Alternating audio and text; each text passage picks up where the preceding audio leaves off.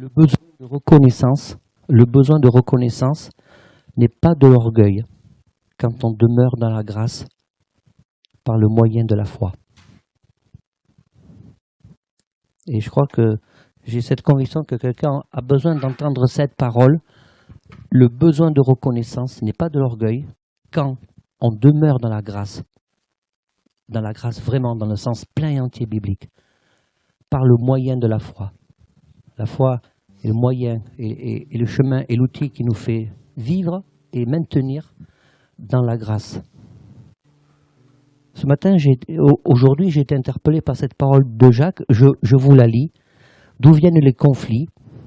D'où viennent les luttes parmi vous? N'est-ce pas de vos passions qui combattent dans vos membres? Vous désirez, vous ne possédez pas, vous êtes meurtriers et jaloux. Il parlait des chrétiens. Vous ne pouvez rien obtenir, vous avez des luttes et des conflits. Vous ne possédez pas parce que vous ne demandez pas. Quand vous demandez, vous ne recevez pas parce que vous demandez mal, dans le but de satisfaire vos passions. Adultères, ne savez-vous pas que l'amour du monde est synonyme de haine contre Dieu? Celui donc qui veut être l'ami du monde se rend ennemi de Dieu. Croyez-vous que l'Écriture parle sans raison? C'est avec jalousie que Dieu aime l'Esprit qui habite en nous. Cependant, la grâce qu'il accorde est plus grande encore. C'est pourquoi l'Écriture dit « Dieu s'oppose aux orgueilleux, aux humbles ».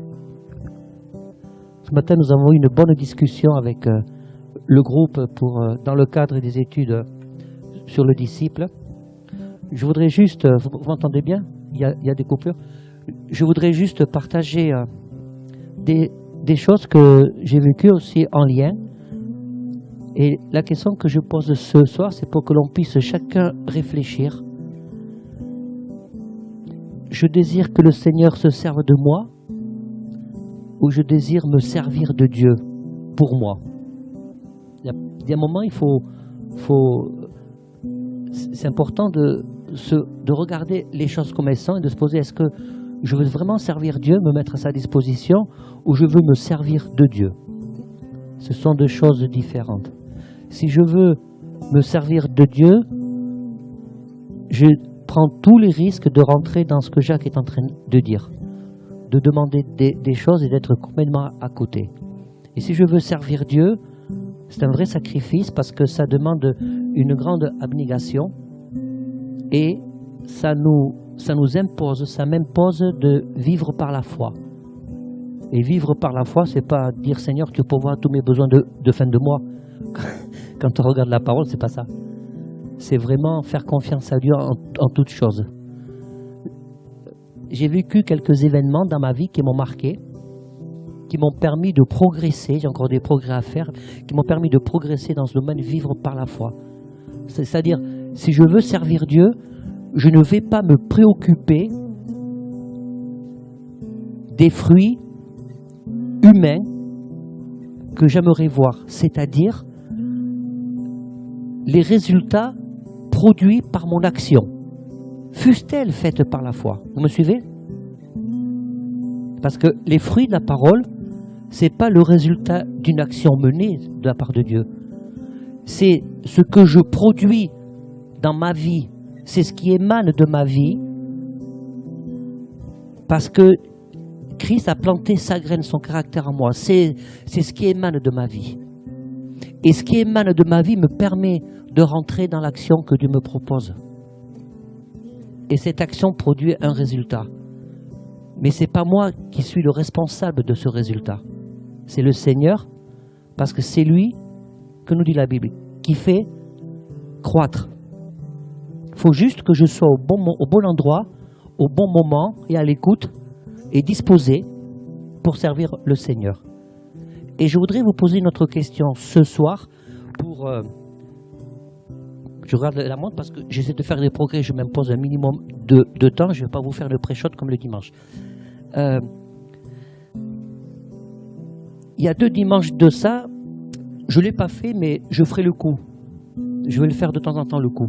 De prendre le micro, dire voilà, qui veut rendre son témoignage là? de conversion. En 5 minutes. À chaque fois que j'ai demandé ça, on me dit, oh, je suis pas prêt, je suis pas prêt. Je dis, waouh. Excusez-moi. Je vous parle avec mon cœur, là. On peut ne pas être prêt. Je suis pas prêt parce que m'est arrivé ceci, cela, je suis pas disposé. Ça, d'accord. Mais dire en permanence, je suis pas prêt, il me faut me préparer. C'est pour ça que je dis, comment tu veux servir Dieu? Servir Dieu, c'est être prêt à tout moment. C'est une question de foi. Parce que si c'est pas ça, ça veut dire que je compte plus, j'ai oublié que le Saint-Esprit est là pour prendre le relais. Si c'est vraiment Dieu qu'on sert, si c'est lui qui fait le boulot, nous on est juste des instruments, il n'y a pas de gloire à tirer. Vous me suivez? Il y a 3 semaines de ça, en sortant du culte, je reçois un coup de téléphone d'une pompe funèbre. Je l'ai raconté à certains. Qui c'est qui ne connaît pas cette histoire des pompes funèbres? Toi? Vous étiez là quand... Bon, alors je le dis, vous acceptez que je redise pour eux? Voilà, t'étais pas là non plus. Donc c'est les pompes funèbres de, pas, je ne sais plus où, du côté de Cadillac. Donc c'était une dame que je ne connaissais pas, qui dans son testament voulait se faire enterrer par un pasteur protestant, parce qu'elle était de culture protestante. Et moi, je ne la connaissais pas. J'ai dit, ah bon, mais je ne connais pas cette dame. Ils habitent là où habite Émeric, les enfants à 5 après de Bordeaux. Il me dit, vous voulez faire ses obsèques? Elle vient de décéder. J'ai dit, moi, je me suis retrouvé, j'étais dans la voiture. Je me suis retrouvé tout bête. J'ai dit, je sais pas. Ça a été ma première réaction. Je sais pas, je la connais pas. Et la femme des pompes funèbres me dit, ah bon, parce que vous enterrez que les gens que vous connaissez? Et bim. Je dis, ouais, Seigneur. C'est comme si c'était le Seigneur qui me parlait. Vous enterrez que les gens que vous connaissez? Je dis, non. Donc, vous connaissez mon emploi du temps qui est un peu serré. Et voyez-vous, Dieu, il est formidable, Dieu. C'est pour ça que je dis souvent, entendez bien, quand on est dans le chemin de Dieu, Dieu nous donne toujours les moyens temporels, énergétiques et spirituels de le servir jusqu'au bout. Est-ce que vous le croyez ça par la foi? Moi, ça, je le crois. Ça n'empêche pas le moment de fatigue, le moment où on a besoin de repos, de prendre du recul, mais d'une façon générale, Dieu nous donne les moyens. Et tout s'est passé, mon emploi du temps de la semaine, cadré avec le fait que je puisse assurer cette demande. C'est incroyable, ça. On aurait voulu le planifier, ça n'aurait peut-être pas été possible. Donc, et Yacine me dit, je te conseille d'aller voir les gens. Donc, direct dimanche, je suis parti du côté de Cadillac pour rencontrer ces gens-là, pour rencontrer cette famille. Et c'était des gens, la famille, c'était des gens d'origine catholique. Elle était d'origine protestante, elle s'est mariée avec un catho. Et elle n'a jamais pu vraiment vivre sa foi. C'était beaucoup de difficultés graves, enfin, des choses dans la famille. Je leur ai déjà dit que je prêchais le Dieu des vivants. Je vais parler aux vivants, je ne vais pas parler aux morts. Donc ils ont accepté. Ils étaient vraiment disposés. Et donc on a préparé ensemble la cérémonie. Et ça vraiment, alors comme c'était en semaine, j'ai fait le karaoké avec alors c'est marrant parce que ça tient à peu de choses. Vous savez, si vous aurez été là, vous aurez rigolé. Quand le cercueil est rentré dans l'église, c'était un jeudi, il est rentré avec la chanson de Jodassin, Les Trois Colombes, parce que c'était sa chanson préférée. J'ai dit, d'accord, si ça vous fait plaisir, on va faire ça. Et après, j'ai fait chanter des chants simples, et j'ai vraiment prêché l'évangile. Il n'y avait que 15 personnes. J'ai vraiment prêché l'évangile. Et ensuite, ils ont souhaité que je les accompagne au crématorium, parce qu'il y avait une incinération. Et là, j'ai ouvert, je ne savais pas quoi dire. J'ai dit, Seigneur, il faut vraiment que je te fasse confiance. Et je les ai accompagnés jusqu'au bout. Ils ont vraiment été touchés par l'évangile. Hyacinthe avait préparé des Bibles à offrir. Ils sont tous partis avec des Bibles, avec le programme de l'église. Il y avait l'agenda. Je ne sais pas ce qui s'est passé dans leur cœur. Mais ce que je sais, c'est qu'on a fait le job. Dans le sens qu'on était là au moment où Dieu le désirait et disponible. Le reste ne m'appartient pas. Et j'ai appris à être dans une grande joie, je vous assure, j'ai appris à être dans une grande joie quand des choses comme ça se passent. Quand je sais que j'étais disponible entre les mains de Dieu et que j'ai ce qui va se passer. Après, peut-être que de mon vivant, j'en verrai jamais les fruits. Peut-être. Mais je vous encourage, parce que je voudrais vraiment vous encourager, parce que je vous assure, j'ai dépassé ce stade de me dire, ah, les fruits, non. Je sais par contre que quand je serai devant Jésus, il me le dira. Ça, j'en suis sûr. Peut-être que Dieu me fera la grâce. Vous avez rendu ce témoignage je ne me rappelle plus de ce missionnaire un grand missionnaire connu, ça me vient là, il avait été touché par un prédicateur de l'évangile. Il était même pas adolescent, c'est devenu un homme de Dieu connu et remarquable. Et la personne qui avait prêché l'évangile me l'a su, il était déjà à la retraite. De toute sa vie, il ne l'avait pas su. Une parole qu'il avait prononcée de Dieu.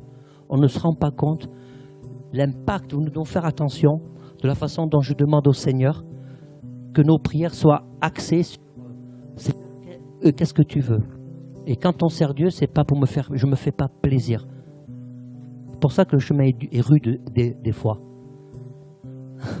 Je me souviens de cette fois, je partais sur Colmar, il y avait une déviation, et j'ai râlé, j'étais dans la voiture tout seul, je râlais, ça m'arrive, hein.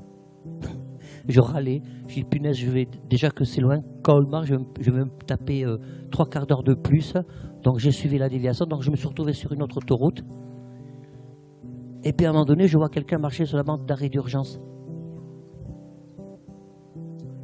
Et dans mon cerveau, ça fait tilt. J'ai dit, mais il n'y a pas de voiture, c'est pas normal. Alors, je me suis arrêté. Donc, j'ai bien fait pas loin de 700 mètres en marche arrière avec les warnings sur la bande d'arrêt d'urgence. C'était un papy. Il avait sauté le portail de la DDE, là, vous savez, les grands portails par où passent les dépanneuses et les services de secours. Il attendait qu'un camion passe pour se jeter dessus. Dessous. Et j'étais là. Je suis resté avec lui. J'ai prié pour lui. Parce qu'il ne supportait plus d'être une charge, il était un cancer, il ne supportait plus. Je ne sais pas ce qui est devenu ce papy. Mais je ne sais pas. Et cette semaine, le Seigneur m'a rappelé ça vraiment. M'a rappelé ça parce que, en tant qu'humain, nous voulons voir, et bien sûr qu'on voit des résultats. Je vois des résultats dans mon ministère, dans l'Église, en parlant les uns avec les autres. Mais que notre attachement, que notre service ne soit pas basé, notre espérance ne soit pas basée sur ce que va produire mon service, mais que notre espérance soit concentrée et basée sur Christ. C'est ça la foi. Et si on reste dans... Vous savez, c'est une question de ligne de conduite, de vision, de façon... C'est deux façons d'être. Et quand on est dans cette façon d'être, à un moment donné, Dieu parle d'une façon précise et il donne des indications. Il donne des... comment dirais-je, vous savez, c'est comme quand vous regardez par les jumelles, à un moment donné, vous êtes attiré par un point, et on se dit, ben, c'est là-bas qu'il faut aller. Et c'est ce qui s'est passé. On aura l'occasion de vous en parler avec le Seigneur nous a interpellés d'une façon identique, mais par des chemins différents. On aura l'occasion d'en parler à l'Église. C'est vraiment spirituel, et ce que je veux dire par là, c'est que quand on est dans une façon d'être, à un moment donné, Dieu arrivera toujours à ses fins. Dieu arrivera toujours à ses fins avec chacun d'entre nous. Parce que le but du Seigneur, c'est qu'on puisse grandir. C'est qu'on puisse grandir. Et je ne voudrais pas que le Seigneur me fasse le reproche de demander des choses à Dieu en étant à côté de la plaque, de demander mal, parce qu'au fond de mon cœur, il y aurait des conflits d'intérêts où tout ce que je demande à Dieu, c'est pour servir mes propres intérêts. Non. C'est pour servir, nous sommes au service du Seigneur. Et la première chose, c'est de penser, quand je vais servir le Seigneur, je sers les intérêts de qui? Les miens ou ceux de Dieu, mais de son œuvre. C'est ça le vrai défi. Et c'est une question de foi. Je vous invite à relire le livre d'Agée, le reproche que Dieu a fait. Chacun s'occupe de sa maison. Je vais le dire avec les mots d'eau aujourd'hui. Chacun s'occupe de son train-train, de ses intérêts, mais vous oubliez les intérêts de mon royaume. Et à cause de ça, la bénédiction, la rosée, elle est retenue. Et Dieu invite le peuple à inverser l'ordre des priorités. Parce que Dieu est riche. Dieu dit, à moi l'or, à moi l'argent. Dieu est riche. Et nous devons apprendre à faire confiance à Dieu, dire, Seigneur, tu connais mes besoins, mais je vais les mettre de côté parce que je vais te privilégier toi. Et je sais qu'en ton temps, tu vas répondre à mes besoins parce que j'ai eu le souci d'abord de répondre aux tiens.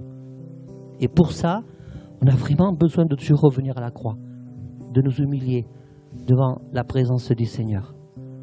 Et je voudrais que ce soir, on réfléchisse, qu'on puisse partager ce que l'on vit aussi avec le Seigneur et qu'on réfléchisse et qu'on se laisse conduire. Parce que Dieu, il n'est pas celui qui accuse. Vous savez, pour terminer, la grâce, c'est pas de dire j'ai tout réussi. Bertie ce matin nous parlait de David, d'être selon le cœur de Dieu, c'est d'être en mesure à n'importe quelle tranche de notre vie, dire Seigneur, ce qui est fait est fait, je peux pas le refaire, c'est passé, tant pis. Mais de dire Seigneur, à partir de maintenant, voilà, je veux changer ma façon de voir les choses, je veux apprendre aussi à me réformer. Et Dieu fera le boulot, je vous assure. Dieu fera le boulot. Peut-être à remettre en question certaines croyances, certaines certitudes. Mais quand on fait ça avec l'Esprit du Seigneur, quand Dieu nous pousse à faire ça, on n'est pas déstabilisé. On est en sécurité. Et ça demande vraiment du temps, d'apprendre à se soucier, Seigneur, qu'est-ce que je peux bien faire pour toi?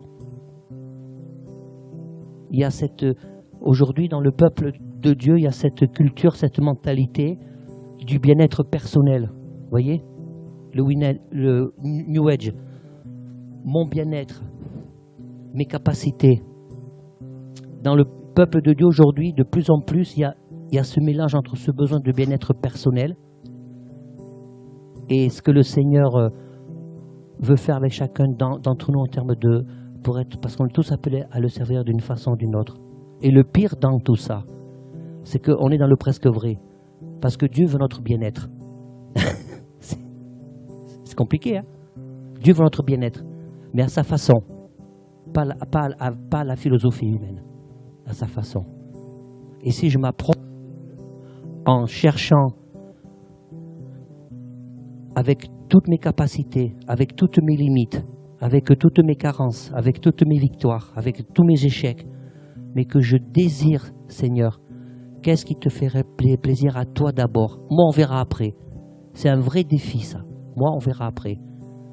Parce que si je fais confiance à Dieu, si je crois en sa puissance, je sais, Seigneur, que tu pourvoiras à mes besoins. Tu connais mes besoins, mais je veux d'abord m'occuper des besoins de ton royaume. C'est un vrai défi.